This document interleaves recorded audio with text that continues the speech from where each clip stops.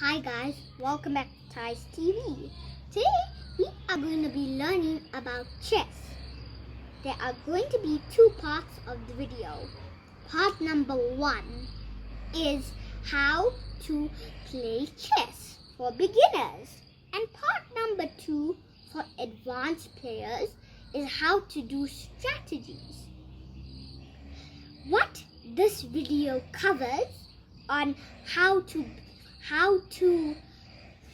play chess for beginners is how to set up the beats, what they are, and how to move them and cut them. Let's get started. There are two kinds of beads, white beads and black beads. You may look.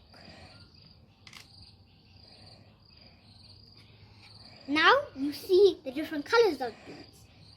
Let's see what the beads are. This is a pawn. The pawn goes on the front row. There are 8 pawns.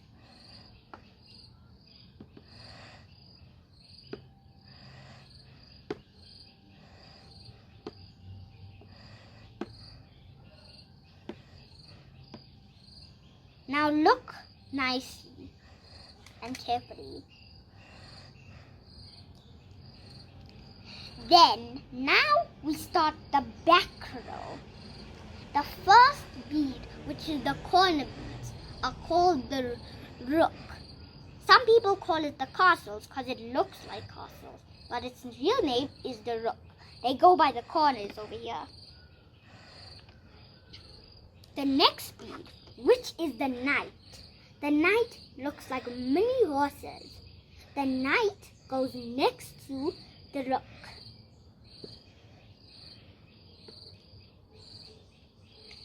The next bead are the bishops. I call them the daddy pawns because they are more advanced pawns.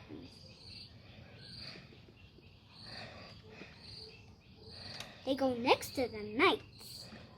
Then, two of the most important and valuable beads are the queen and the king. The queen goes on the same color she is. So see, this is the white queen, so it needs to go on the white square. The white square is like her shoes. Then it is the king. The king goes next to the queen.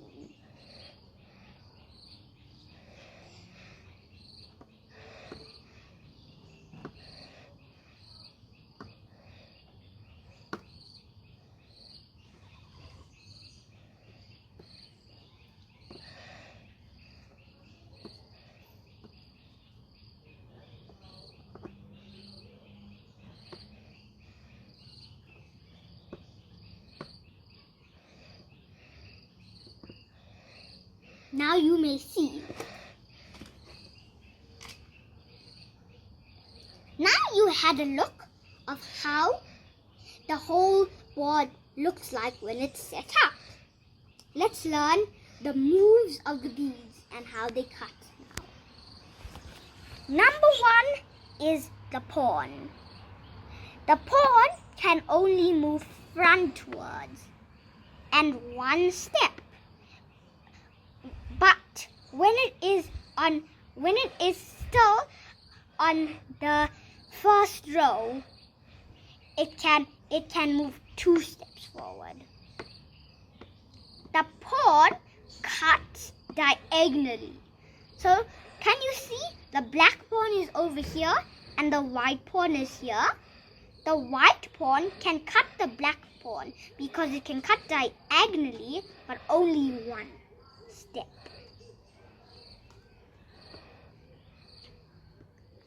Now friends, we learnt the pawn. Let's get on with the rook. The rook is a very powerful and useful bead. The rook can move forwards and sideways and backwards, and it can cut like that too.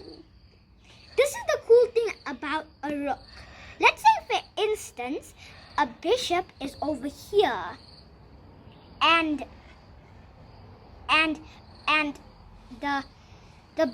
the rook is over here. The rook can cut forward straight away, not like the pawn, which can only do it one step.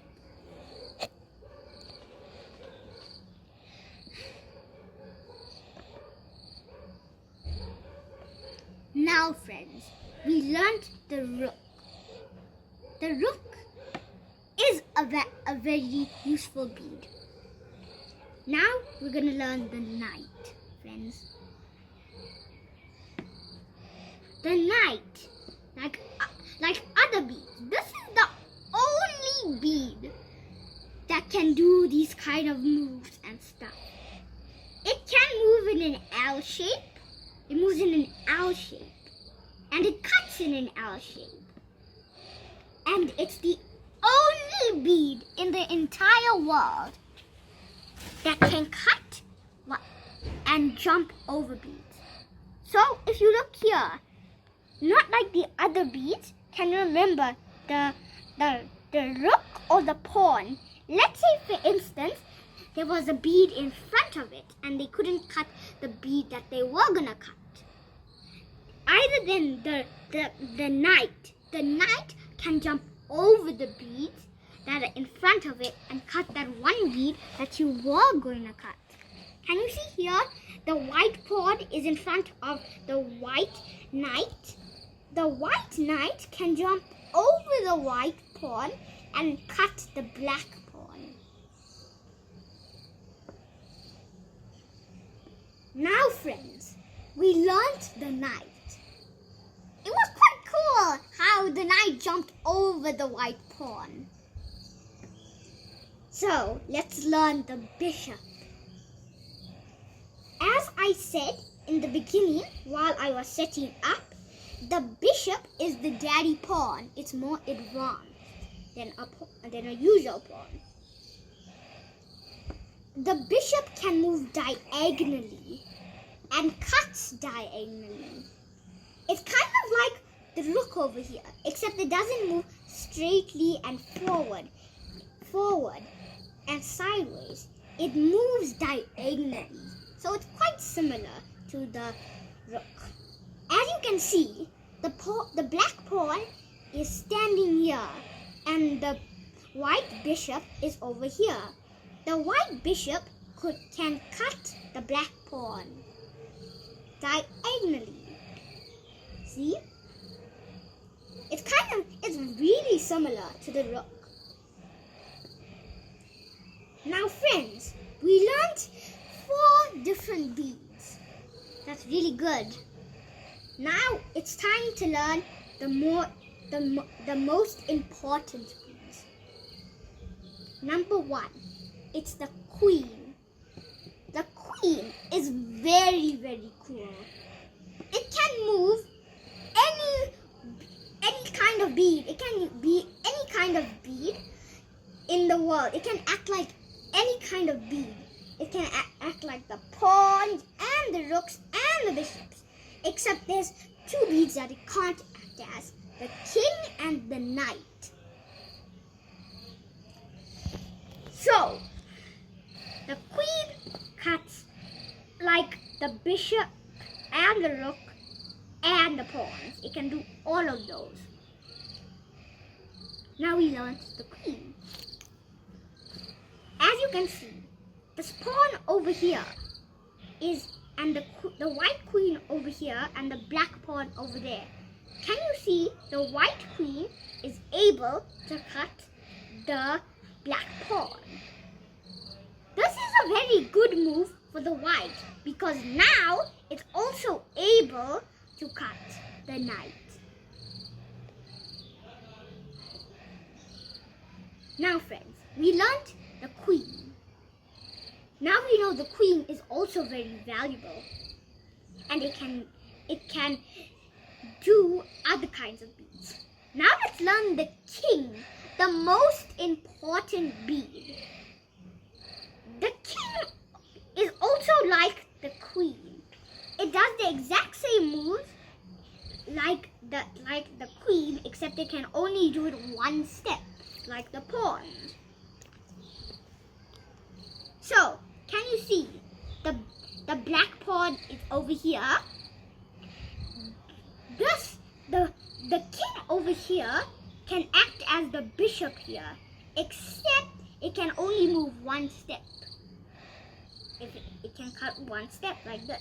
Let's say, for instance, the pawn was over here. The pawn is over here. The king cannot cut the pawn because it's one square away from cutting it. The king is the most valuablest bead. If you cut the king, the game is ended. Guys, now we learned the king. The objective of the game is to protect your king, but cut your opponent's king. I hope you enjoyed this video. I'll see you again in part 2. Thank you guys for watching. Hit the subscribe button and the bell icon and give a thumbs up. See you guys later.